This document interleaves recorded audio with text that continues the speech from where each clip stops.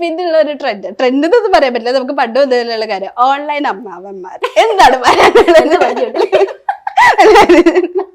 അല്ല ഞാൻ പറയട്ടെ, ഇപ്പൊ അമ്മമാർക്ക് നല്ല കുറച്ചൊക്കെ സപ്പോർട്ടൊക്കെ കിട്ടാറുണ്ട്. ഇപ്പൊ ഫീമെയിലേക്കൊക്കെ ഒതുങ്ങിയിട്ടുണ്ട് കുറെ പേര്.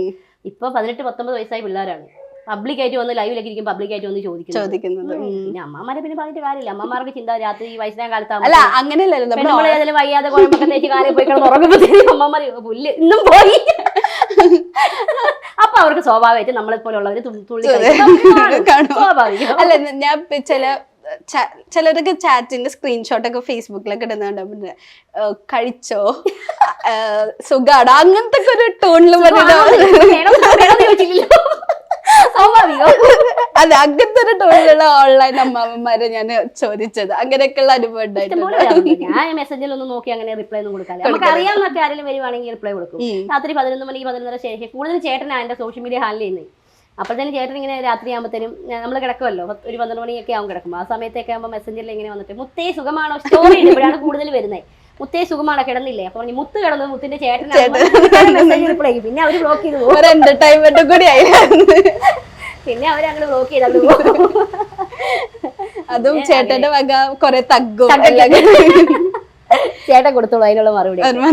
അറിയാവുന്നവരൊക്കെ ആണെങ്കിൽ ഞാൻ സംസാരിക്കുന്ന പോലെ തന്നെ അവിടെ ഉണ്ട് എന്നുള്ള രീതിക്കൊക്കെ എന്നൊരു പിണക്കോ, ഞാൻ വിളിച്ചിട്ട് എന്താ എടുക്കത്തെ, അങ്ങനെ മെസ്സേജ് ഇങ്ങനെ വിളിച്ചുകൊണ്ടിരിക്കുന്നവരുണ്ട്. അവരെയൊക്കെ നമ്മൾ അപ്പൊ തന്നെ ബ്ലോക്ക് ചെയ്യും. അല്ലെങ്കിൽ എന്തെങ്കിലും കാര്യങ്ങളിലൊക്കെ ആണെങ്കിൽ നമ്മളെ കോൺടാക്ട് ചെയ്യുവാണെങ്കിൽ നമ്മൾ നമ്പർ ഇട്ട് കൊടുത്തിട്ട് ഫോൺ വിളിച്ചിട്ട് സംസാരിക്കും. പിന്നെ ഫോൺ കൊടുത്തു കഴിയുമ്പോഴത്തേന് പിന്നെ വാട്സപ്പിൽ വരുന്ന ചോറുണ്ടോ, കഴിച്ചോ, ഇന്ന് ഇവിടെ എവിടെ പോയി, ഇപ്പൊ എവിടെയാ, ചന്ദ്രേട്ടൻ എവിടെയാ. അയ്യോ കോമഡിയാണ് ഇങ്ങനെയൊക്കെ. ഇപ്പൊ നമ്മള് ഈ റീൽസ് ചെയ്യുന്നത് കണ്ടിട്ട് പലരും നെഗറ്റീവായിട്ട് ഒരു കണ്ണിലൂടെ കാണുന്നത് എല്ലാ സ്ത്രീകൾക്കും വരുന്നൊരവസ്ഥയല്ലേ? ലൈക്ക് ഒന്നും ചെയ്തില്ലെങ്കിലും കാണും, പക്ഷെ എന്നാലും റീൽസ് കണ്ടിട്ട് അത് വെച്ചിട്ട് നമുക്കൊരു ഇമേജ് തരുന്നത്. അതാ ഈ സ്ലീവ്ലെസ് ഇട്ട് ഇപ്പൊ ഒരു പെണ്ണ് നടന്നിട്ടുണ്ട്, ഇവര് വിചാരിക്കുന്ന ആ പെണ്ണ് വെറും പോക്കാണ്, അല്ലെങ്കിൽ ആ പെണ്ണ് ഇതാണ് കിട്ടും, അവളോടൊന്ന് മുട്ടി നോക്കാം, തളർത്തി നോക്കാം, ഇങ്ങനെയൊക്കെ ചിന്തിക്കുന്നവരുണ്ടാവും. അതൊക്കെ ഇവരെ തോന്നല. നിങ്ങളെ മുട്ടി നോക്കണേ, മുട്ടുകാരെ തന്നെ പിടിക്കും. അതന്നെ നമുക്ക് പെൺകരുത്ത്.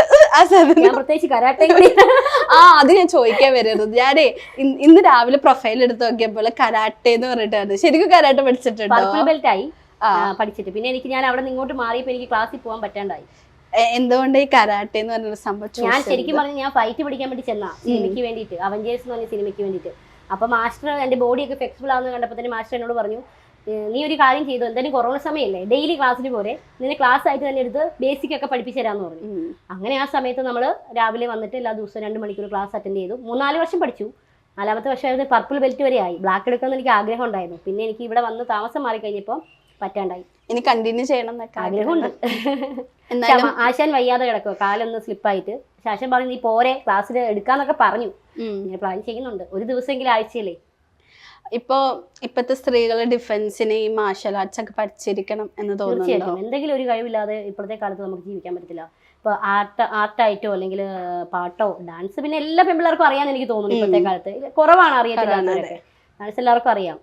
അപ്പം അല്ല കഴിവുണ്ട് എന്ന് വെച്ചാൽ ഒരു റീല് കണ്ടാലും ആ സ്റ്റെപ്പ് പഠിക്കാനാണെങ്കിലും ആർട്ടിസ്റ്റ് നമ്മളെ ഇപ്പോഴത്തെ പിള്ളേർക്ക് കഴിവുണ്ട്.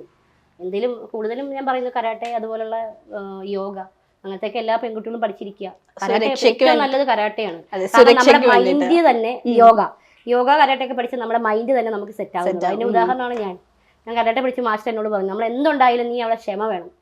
നമ്മൾ തല്ലിക്കോട്ടെ, നമ്മൾ ഉന്തിയിട്ടോട്ടെ, നമുക്ക് അവിടെ ക്ഷമ വേണം. ഒറ്റ കഴിക്കാൻ നമുക്ക് പറ്റാതെ ഒറ്റ ഒന്നും കൊടുക്കണം. കൊടുക്കുന്ന പിന്നെ അവൻ അനങ്ങരുത്. അങ്ങനെയാണ് ചെയ്യാന്ന് പറയും. ഞങ്ങൾ ശരിക്കും തല്ലി തന്നെയാണ് പഠിപ്പിച്ചേ. ആക്ഷൻ മാത്രമല്ല, ഞങ്ങൾ ശരിക്കും നമ്മുടെ ഓപ്പോസിറ്റ് നിൽക്കുന്ന വ്യക്തിനെ നമ്മൾ തല്ലി തന്നെ നമ്മൾ പഠിച്ചത്. ബോഡി ഭയങ്കര ഫ്ലെക്സിബിൾ ആയിട്ട് ചെറുപ്പം മുതലേ ക്ലാസിക്കലൊക്കെ കളിച്ചിട്ട് ബോഡി ഭയങ്കര ഫ്ലെക്സിബിൾ ആണ്. കിക്കൊക്കെ ചെയ്യുന്ന ബിജോ ചേട്ടൻ്റെ ഒക്കെ നല്ല ഹൈറ്റിലൊക്കെ കിക്കൊക്കെ ചെയ്യും. അത്രയും ഇതിലൊക്കെ. അപ്പൊ ഇനിയിപ്പോ ഒരു ഫൈറ്റിന് പോണെന്ന് എനിക്ക് ഫൈറ്റ് മൂവിയോട് ഭയങ്കര ഇഷ്ടമാണ്. വനത്തിൽ കൂടെ ഒക്കെ ഇങ്ങനെ ചാടി പറന്നിറങ്ങി അങ്ങനെയൊക്കെ. ആ മൂവി വാണി വിശ്വനാഥാണ് എന്റെ റോൾ മോഡൽ. അപ്പൊ അങ്ങനെ വല്ല ഫൈറ്റ് ചെയ്യുന്ന റോളൊക്കെ വന്നാല് എനിക്ക് ഡ്യൂപ്പ് ഒന്നും വേണ്ട, ഞാൻ ചെയ്യും. അതെ.